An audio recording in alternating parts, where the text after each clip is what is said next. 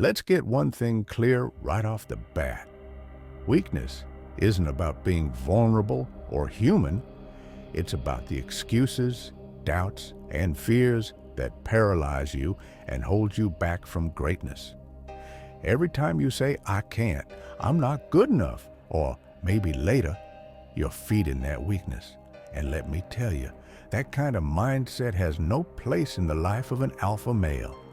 Today is the day we tackle the enemy within.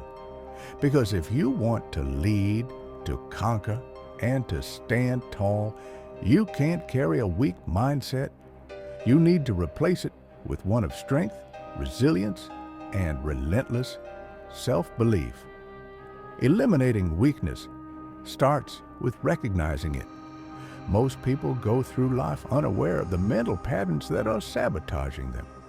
They let fear of failure, fear of rejection, and fear of judgment dictate their actions, or worse, their inactions. These fears are like weeds in your mind. If you don't address them, they'll grow unchecked and choke out your potential. So the first step is awareness. Pay attention to the thoughts that run through your mind. How often do you doubt yourself? How often do you hesitate because of fear? The moment you catch these thoughts, you've already started weakening their grip on you. The next step is to take ownership of your mindset. Weakness thrives in a victim mentality. When you blame your circumstances, your upbringing, or other people for where you are, you give away your power. An alpha male never plays the victim.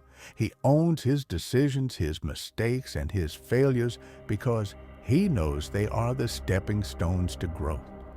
Stop saying, I have to, or I can't because of X. Start saying, I choose to, or I will find a way. This subtle shift changes everything because it puts you back in control. Let's talk about excuses. Excuses are the breeding ground for weakness. I'm too tired, it's too hard, or I don't have time. Do these sound familiar? Here's the harsh truth. Excuses are lies. You tell yourself to stay comfortable, but comfort is the enemy of growth. If you want to eliminate weakness, you need to start calling yourself out on your excuses. You need to demand more from yourself, even when it's uncomfortable, especially when it's uncomfortable. Fear is another anchor of weakness. Fear of failure, fear of rejection, fear of being judged. These are all lies designed to keep you small. The reality is that fear doesn't go away. It's always there, waiting to hold you back. The key isn't to eliminate fear, it's to act despite it. Courage isn't the absence of fear, it's the decision to move forward in its presence. Every time you face your fears, no matter how small, you chip away at the weakness that holds you down. Another critical piece is surrounding yourself with strength. Weakness is contagious. If you're constantly around people who complain, make excuses, and settle for mediocrity, you'll absorb that mindset.